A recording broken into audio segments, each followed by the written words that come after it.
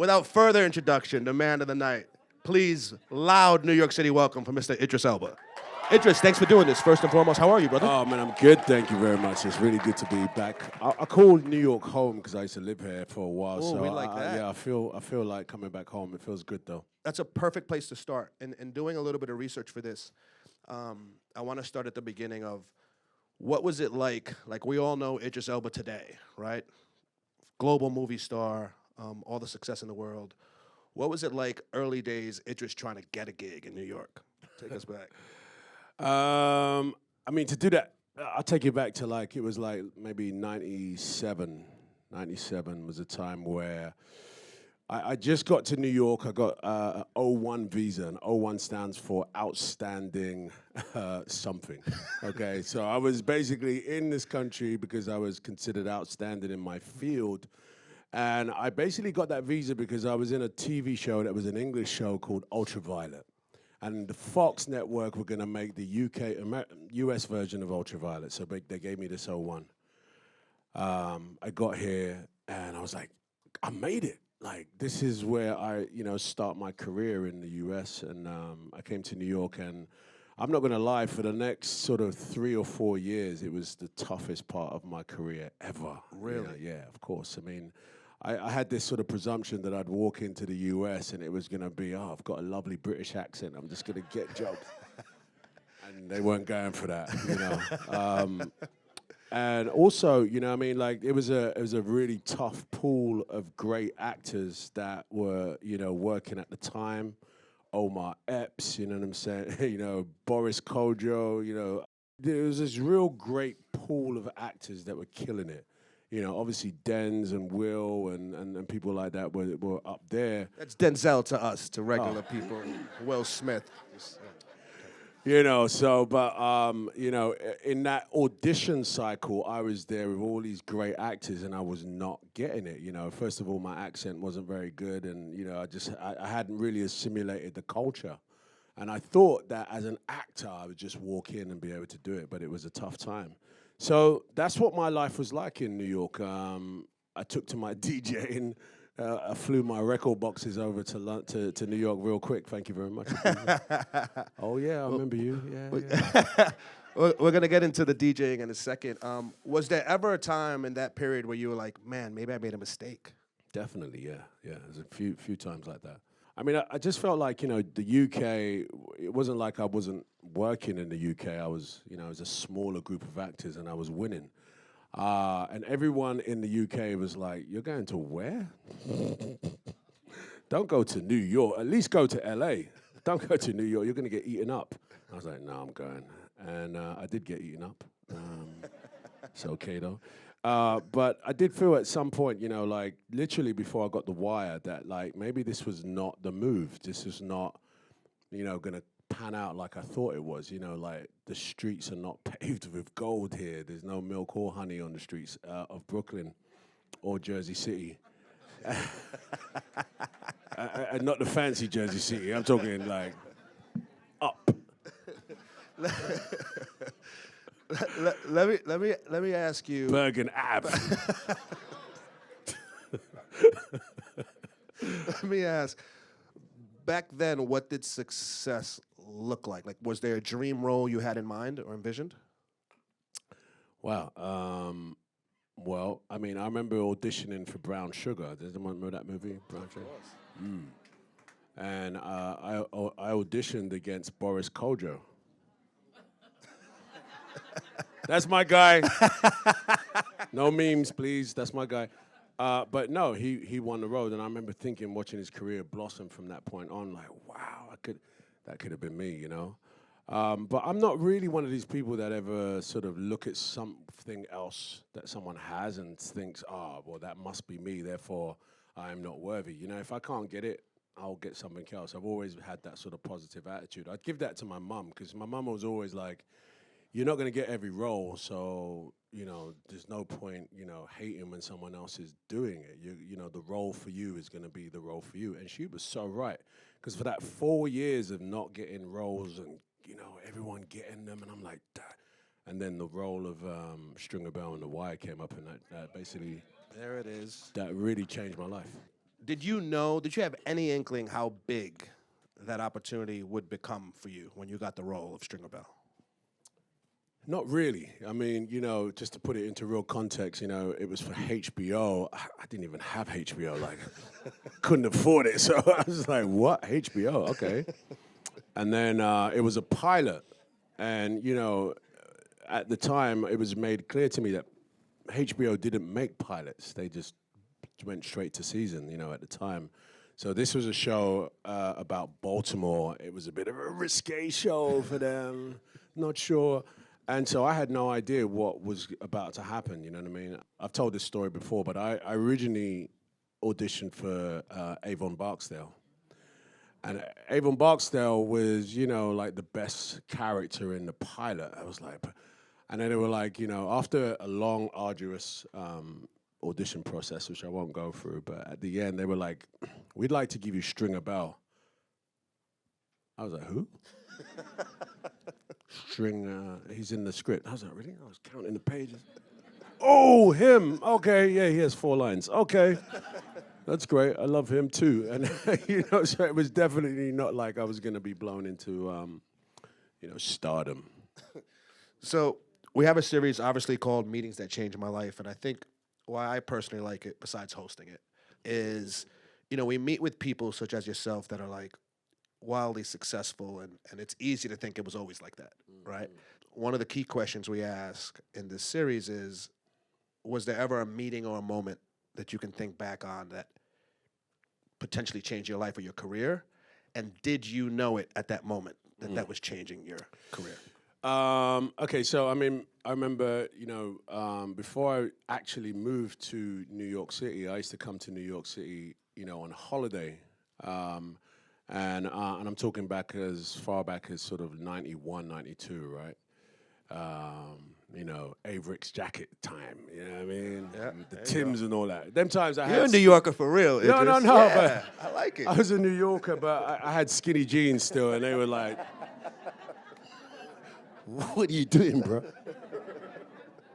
But I remember at that time, I met a casting director called Kim Misha. Kim Misha was New York, she knew all the sort of hustle actors for small parts and big parts. And she, I never forget this, like when I was living in London, I sent like a headshot and resume of all the work I had done in the UK. At that time, it was like only 3 years of work, but I had little bits and pieces. I cut it onto this little video, did a headshot, you know what I mean? I did a resume where my picture was the resume. And I had all my work on my face. And I literally thinking, because first of all, it was expensive, so it's cheaper to insert my face on the thing. But anyway, I sent this whole package to New York, and I sent it literally to 50 casting directors all over New York City. How'd that work out? Nobody responded. Not one. Except for one. And this was Kim Misha. Love it. And she was like, nice resume. Great tape. When you come to New York, please come and see me. I was like, what? I made it. I mean, at this junction, New York City's writing to me. I'm good. So I ended up flying to New York on one of my holiday trips for 3 or 4 months. And I went to see Kim Misha. And lovely lady sat me down. Casting processes are really, not special. They make you wait forever, come into a room, sit down, look at you, talk to you, nod, and say thank you and leave. And so this was no different. And so, but I remember that Kim was like, I have to say to you, Idris, a British actor coming to America, a black actor, that's really fascinating. I've never had anyone write to me from England, and so I really thought it'd be great to meet you. And she happened to know my UK agent at the time, so that was what was also intriguing. And I didn't ever think that I would see this woman again. Cut to, I moved to America with the 01 visa. And Kim Misha calls me up and says, hey, I heard you're moving to America. Congratulations, you got your 01. I'm like, oh, wow, how are you? Yeah, she's like, great, listen, there's a really fantastic casting director called Alexa Fogel that I think you should meet. She's doing this casting for a show called The Wire, and it's going to be on HBO. And like, trust me, this is 4 years after I had sent that video. So I met her when, you know, she had no reason to hit me up. She didn't see me for another 3 or 4 years. And when she did, it was to introduce me to another casting director. So that one, you know what I mean? That one moment where I sent out all those videos and all those resumes with my face on, you know what I mean, paid off. But it's one person who introduced me to the one person who actually changed my life. So that's dope. That's dope. Yeah, give it up. Idris, what was the pose or the facial expression on the resume? I just want to hit that. Oh, always the same, man. It was. You know, the eyebrows got to go up as. A little bit of shadow on the left. You know. You're laughing because you know. Taylor knows. Idris, we talked about this a little bit upstairs. This notion of like a British actor or, you know, being a great actor in London or being a great black actor. And, you know, being in any craft, you just want the respect for being really good at your craft, right? Can you talk a little bit about wanting to be known and appreciated as an actor? I don't know. I just feel like there is a real sort of like a labeling of a craft when it comes to black people. You know what I mean? Suddenly we have to put a label on it. If you're a cameraman or a camera person, you know, that's what you are, right? But as soon as, you know, you put a label on that, it then becomes whatever that label means rather than what it is. It's just a skill set for putting images through a camera. And for me, I think that there's nothing more like crazy about labeling an actor because you're an actor. Surely you not to be labeled because you could be anything. You're an actor. You're pretending to be someone else. How can you put a label on that? The logic for that is crazy for me. And also because stories are stories, you know what I mean? Emotions are emotions. There is no such thing as black anger. There's no such thing as, you know, you just can't put that sort of labeling on something like art. You know, art should be art, right? And I think there is enough pit stops or forums for people to label you rather than you label yourself. You know what I'm saying? That's my personal perspective. And I hit some cancel culture recently because I said, you know, I don't like to call myself a black actor anymore. How'd that go over? Yeah, I got canceled. You know. Black Twitter was like, what the fuck, dude? The fuck? But I mean, I get that, but I think, you know, there was this assumption that I was denouncing my blackness as a man, as a person. That's not the case here. My career is not defined, or my profession is not defined by the word black. I'm just not having that. I really feel, though, it's everyone's prerogative. If you feel that you want to label your profession by your race, that's great for you. For me, I find it a little bit, you know, limiting. Love that. Let's pivot a little bit. Your love for music. When we get to the DJ. No, I mean, yeah. Oh, okay, great. I'm not challenging your taste in music. I thought it was gonna be a rap battle or something. I was like, oh no, here we go. How soon? When did your love for music, your passion for music, start? I mean, yeah, I think, you know, music has been my sort of first passion. You know, I've been DJing and playing music since I was 4 years old. Not DJing since I was 4, but, you know, basically my love affair with music started that young. And then when I was 14, I was DJing with my uncle. Any Africans in the house? What's good? Well, you know them uncles, yeah? Them uncles that take you to weddings and christenings all the time, and next thing you know, you're DJing for people that that you don't know. But that was definitely the beginnings of, you know, my sort of love affair. And I say my performance art because DJing is a performance skill. You know, it's a place where it doesn't matter how successful you are as an actor. If you walk into a room, there's some turntables there, and these people need to dance, then they just need to get at it. You know what I mean? You just need to just DJ, and yeah. So that was gonna be my next question. It's like most people, if they're fortunate enough to reach your level of success, they focus on that thing, right? You're still DJing. Clearly, someone here's seen you in Ibiza. Why? She's like, whoop whoop. She was wilding out in the booth as well. Uh-oh. Now it's not. Now it wasn't you. I'm joking. Now it wasn't her. They're quick to tell them they're French. Like, that wasn't me. That was Jada. That was Jada. Why is DJing important to you to still do it this day? The money's good. I can't. No. Arande's right there, by the way. It's like, yeah. I just, talking about meetings. Arande, stand up, please. Stand up, Arande. Yeah. So this is Arande Garrett. He's been my manager for over 20 years. He's my guy. And when I was on first season of The Wire, I got offered a gig to DJ at a boat party somewhere. It is a boat party, okay? And I'm like, cool. Roll up there, everyone's there. I think it was for, Diageo or something like that. Anyway, it's CDJs. I used to rock vinyl, but I was just newly moved to CDJs. And I get there, put my first record on, and the other CDJ, any DJs in the house? No? Great, one, thank you. You know that feeling when the other CDJ is not working, and you're like over here thinking, wait, how am I supposed to blend this record into that if the CDJs is not working?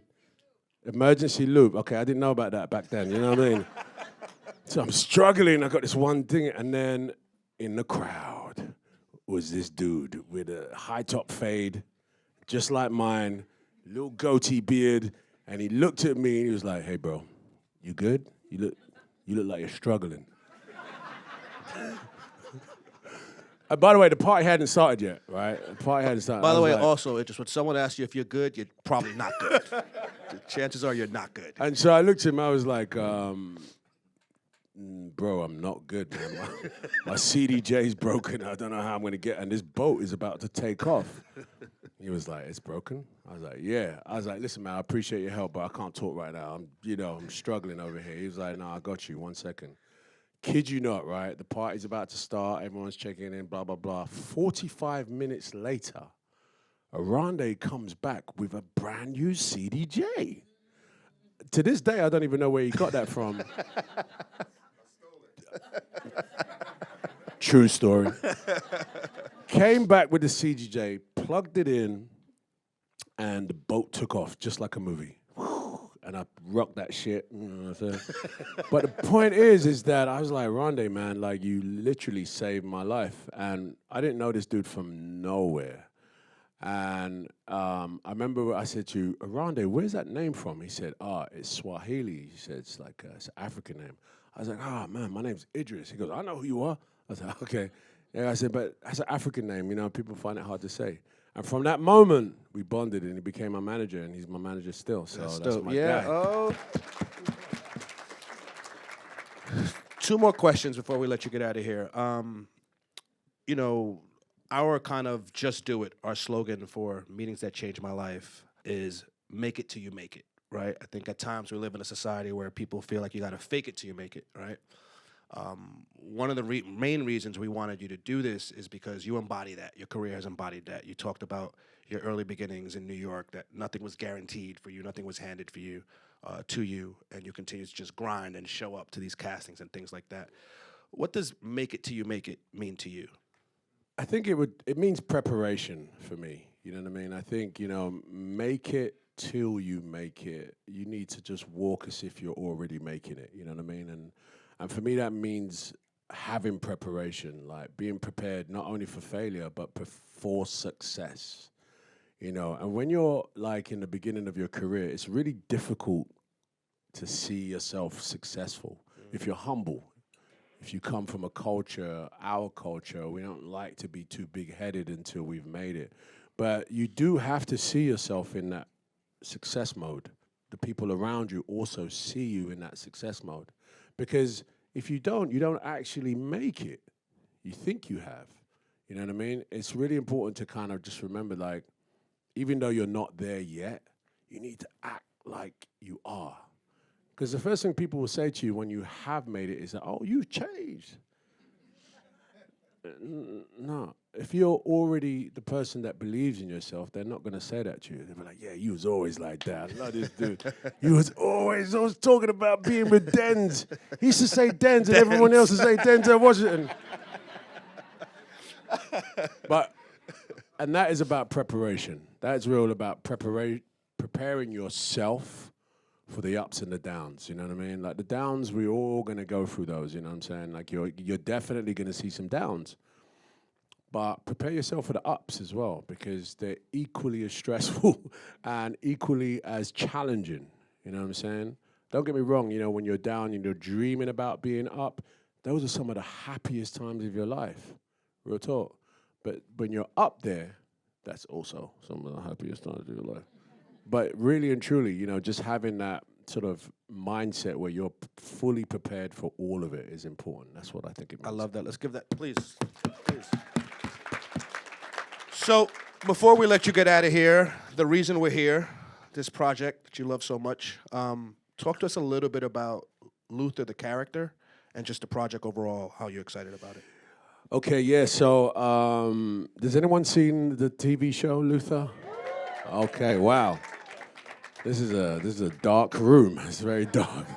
You know, look, I really appreciate people being here because you are what I like to call my day ones in terms of Luther.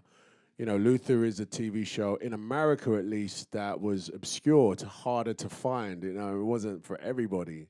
And so I appreciate the success it's had in this country because people, you know, gravitated towards it.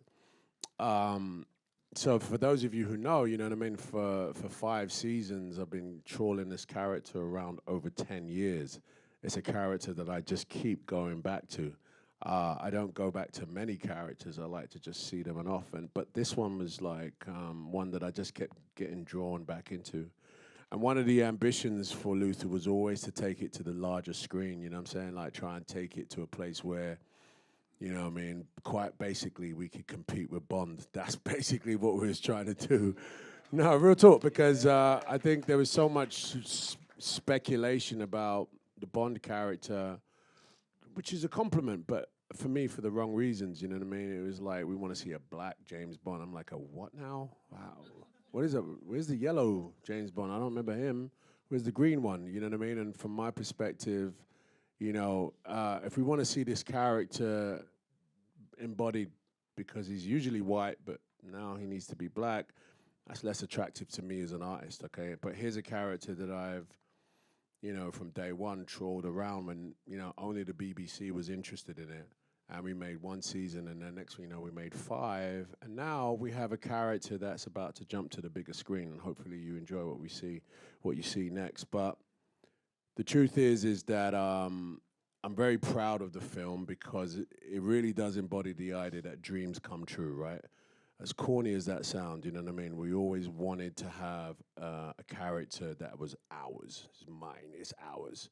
You know what I mean? Like, this isn't a version of, this is John Luther, and it's originally played by us. So here it is as a movie, and that's a big deal for me. You know Love it.